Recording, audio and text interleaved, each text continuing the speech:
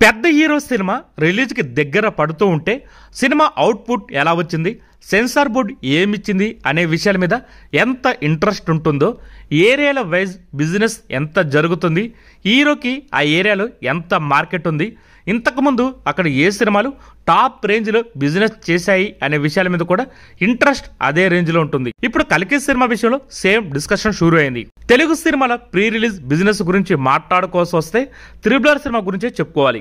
దాదాపు 450 కోట్ల రూపాయల బిజినెస్ చేసి చూపించి అందరి చేత వావ్ అనిపించారు రాజమౌళి గారు.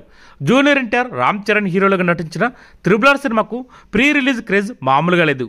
ఆ కరిష్మాని క్యాచ్ చేసుకున్నారు మేకర్స్. ఇప్పుడు అంతకు మించిన క్రేజ్ మాకుందని అంటున్నారు కల్కి cinema producers. Pan India star Prabhas సామినాని కల్కి సినిమా ప్రీ రిలీజ్ బిజినెస్ తో ప్రూవ్ చేస్తామంటున్నారు. ఒక్క ఓవర్సీస్ లోనే దాదాపు 100 కోట్లకు పైగా బిజినెస్ టార్గెట్ చేస్తుంది ఈ సినిమా టీం. ఇటు మన దగ్గర కూడా మంచి నెంబర్నే టార్గెట్ చేస్తున్నారు మేకర్స్. నైజాంలో దాదాపు 75 కోట్ల దాకా బిజినెస్ జరుగుతుందని టాక్ ఉంది. ఆల్రెడీ ఈ ఏరియాలో ప్రభాస్ సలార్ సినిమాకి 70 కోట్ల పైగా షేర్ రావడంతో కాన్ఫిడెన్స్ గా ఉన్నారు మేకర్స్. అసలు ఫ్యూచరిస్టిక్ ఎలిమెంట్స్ తో నెవర్ బిఫోర్ అన్నట్టు తెరకెక్కుతున్న సినిమా కావడంతో రెట్టింపు నమ్మకంతో ఫిగర్ ని కోట్ చేస్తున్నారు నిర్మాతలు.